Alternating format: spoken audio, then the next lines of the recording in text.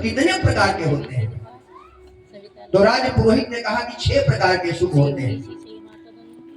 राजा ने पूछा अपने गुरुदेव से कि गुरुदेव ये 6 प्रकार के सुख कौन है? दोनों ने कहा अर्थागमो नित्यम रोगिता च वशस्य पुत्रः अर्थकरी च विद्या प्रियस्य भार्या प्रियवादनी च खरजीवलोके सुखानिराजन्। 6 सुख है। अर्थागमो पैसा का आना और जाना लगा है, पहला सुख है। लेकिन अर्थागमो नित्यम रोगिता, जितना पैसा का आना जाना रहे उसी तरह शरीर भी निरोगी रहे। लेकिन मेरी कथा कहती है कि नहीं, पहला सुख है निरोगी काया और दूसरा सुख है माया। निरोगी काया और दूसरा सुख है माया, 2 सुख। अर्थागमो नित्यम रोगिता च वशस्य पुत्र, बेटी हो या बेटा हो, प्रभु के प्रसाद स्वरूप जो भी मिला हो, माता पिता के अनुकूल हो, ये तीसरा सुख है। वशस्य पुत्र अर्थकरी च विद्या, हमारी जो पढ़ाई है वो हमारे मार्ग को समझाने में सक्षम हो, हमें किस मार्ग पर चलने के बाद जीवन सुधर सकता है, जीवन समझ सकता है। वशस्य पुत्र अर्थकरी च विद्या प्रियस्य भार्या, और पत्नी हो तो संसार की सबसे सुंदर हो, ये 5वां सुख है। अरविंद भाई साहब मुस्कुरा रहे, सुख तो मेरे पास है। प्रियस्य भार्या, सुंदर भार्या हो, दिव्य। सचिन भाई भी मुस्कुरा रहे, मेरे हमारा नाम नहीं लेकर। प्रियस्य भार्या, लेकिन 6वां असली सुख क्या है? प्रियवादिनी च, देखने में बहुत सुंदर हो लेकिन बाणी कौवे जैसी हो, कौवे जैसी, ये सुख नहीं है। प्रियस्य भार्या प्रियवादिनी च, विचार कर रही थी कि कल से कौवे जैसे बोलूंगी यार। प्रियस्य भार्या प्रियवादिनी च, जितनी सुंदर देखने में लगे उतनी सुंदर उसकी बाणी हो। ये 6 सुख जीवन के हैं। पंडित जी के पास यही सुख नहीं है, उनका है क्या? लोक वार्ता क्रूरा पायसो बहुजल्विका सुराच गृहसेषु कृपणा कलह प्रिया। बड़ी सुंदर थी लेकिन भयंकर झगड़ालू। जब तक पड़ोसी से लठ नहीं बजवा देती थी तब तक उनको चैन नहीं पड़ता था। इधर की उधर की बातों में जीवन व्यतीत हो गया और महाराज केवल दुनिया के तमाम उन बातों में ही अपने जीवन के बहुमूल्य समय को बिताया जिसका कोई औचित्य नहीं था। जो लोग दूसरे की बात करते हैं वो दूसरे के पाप को ग्रहण करते हैं। पाप कोई और करता है और पापी के पाप की बात जब कोई दूसरा करता है तो उस पापी को उसके पाप से मुक्त दिला करके अपने ऊपर उस पाप को ग्रहण कर लेता है। और हम लोग इसमें तो निपुण हैं। पड़ोसी के यहाँ क्या हो रहा है, कौन क्या कर रहा है, इस पर ज्यादा ध्यान हमारा है और हम अपने जीवन को उतना ही पाप में डुबाते हुए चले जाते हैं। कौन क्या कर रहा है इस पर ध्यान मत दो, हम क्या कर रहे हैं ध्यान इस पर दो, तब सुधार हो पाएगा। राधे राधे। पंडित जी बड़े व्याकुल थे, कोई बच्चा नहीं हुआ। पंडित जी जो भी फल लगाते थे वृक्ष बड़ा हो जाता था, फल नहीं देता था। पंडित जी ने गाय पाली, उसने भी कभी बछड़ा नहीं दिया, बड़े दुखी हो गए। एक दिन घर छोड़ करके निकल गए और महाराज घर छोड़ करके निकले क्योंकि गृहस्थः सरसो लोके पुत्र पौत्र समन्वितः। गृहस्थ जीवन का सबसे कीमती चीज पुत्र पौत्रादि से पूरा घर भरा रहे, बच्चों की किलकारी गूंजती रहे तो घर सुंदर लगता है, सुहावना लगता है। लेकिन पंडित जी के जीवन में ऐसा अवसर नहीं मिला। पंडित जी मिला बिल्कुल महाराज परेशान हो गए, घर से निकल गए। सोचा कि जब घर में ऐसा अवसर नहीं मिल रहा है तो इस जीवन से तो मृत्यु ठीक है, मर जाना ठीक है। पंडित जी निकल गए, जा करके विचार करने लगे कि अब मृत्यु को वरण कर लूंगा प्यास से व्याकुल थे, एक जलाशय पर गए और धीरे से मुंह धो करके उस सुंदर पवित्र जल का पान किया, बैठ गए, विचार करने लगे। उसी समय एक संत का आगमन हुआ। संत को देख करके पंडित जी संत के चरणों में लिपट गए और कहा कि महाराज, समस्याओं का समाधान न मिलता हो और उस समय अगर संत आ जाए तो समझो कि शुभ संकेत मिल गया, अब हमारे समस्या का अंत हो जाएगा।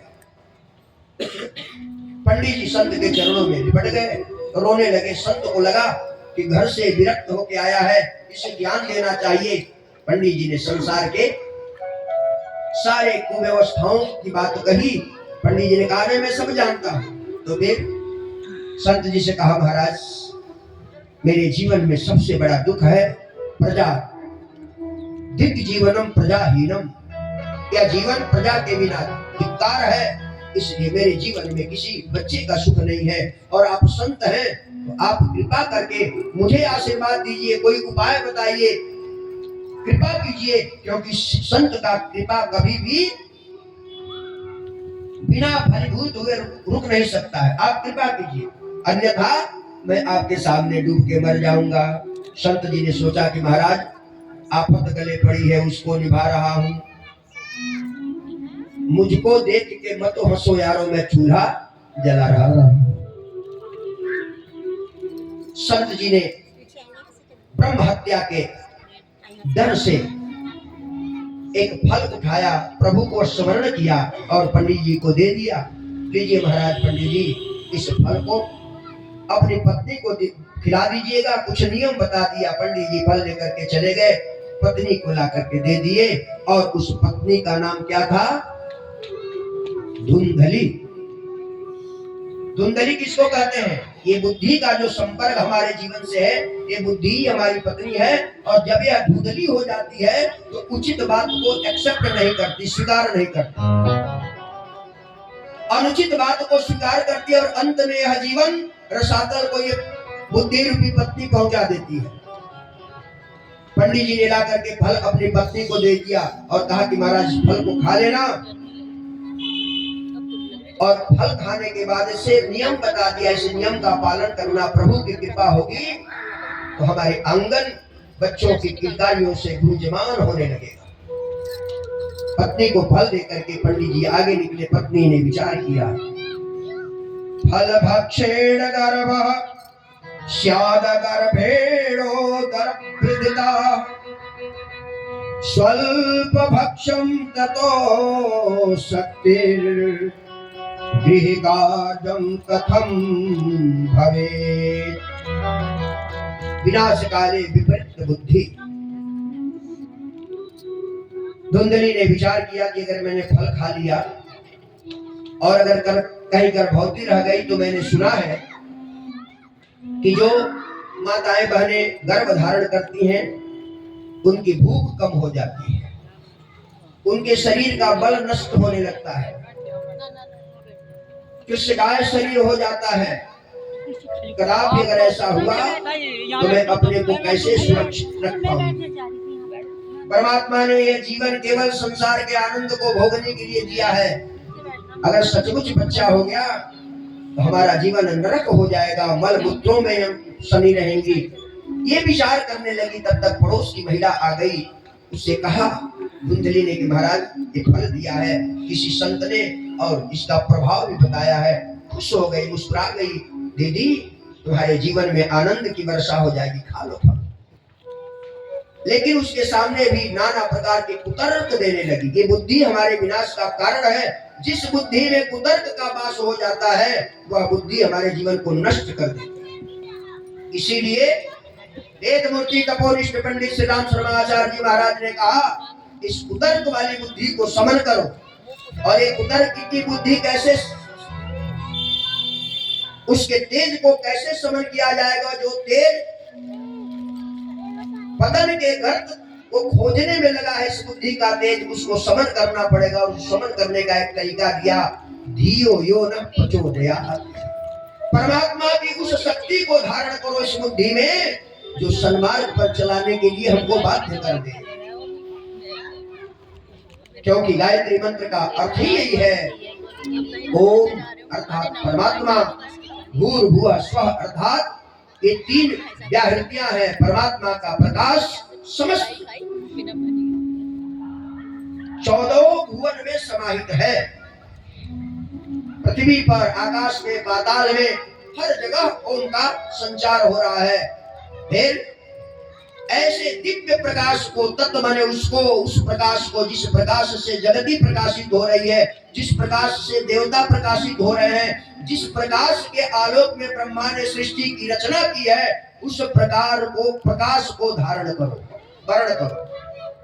तत् और प्रकाश कैसा है? तेज पुंज है, सूर्य के तरह। देखने वाले हजारों सूर्य जिसके प्रकाश से प्रकाशित हो सक रहे हैं, उस प्रकाश को धारण करो। वर्णयम, वर्ण करो। और वर्ण करने से, धारण करने से क्या होगा? भर्गो, वो प्रकाश, वह तेज तुमको भून डालेगा, काट डालेगा। किसको? हमारे तुम्हारे अंदर के कसाय को, कल्मशों को, पापों को, जन्म जन्मांतर के अर्जित पापों को नष्ट कर डालेगा, भर्ग डालेगा, भून डालेगा, काट डालेगा। और जब पाप कट जाएंगे तब देवत्व का संचार होगा, देवत्व का उदय होगा। देखते देखते हम देने वाले बन जाएंगे, अभी तक तो लेने वाले बन जाएंगे। ऐसी बुद्धि प्रदान हो जाए। समझाते समझाते पड़ोसी परेशान हो गई, बेचारी वहां से चली गई, कहीं जाओ तुम्हारा मन है। उसकी छोटी बहन आ गई, उससे भी अधिक दुष्ट। कहेगी बहन, अरे साधु के चक्कर में मत पड़ो, फल खाने से आज तक किसी को बच्चा हुआ है क्या? तुम्हें बच्चा चाहिए ना? मेरे बहुत सारे बच्चे हैं और मैं गर्भ धारण की हूँ।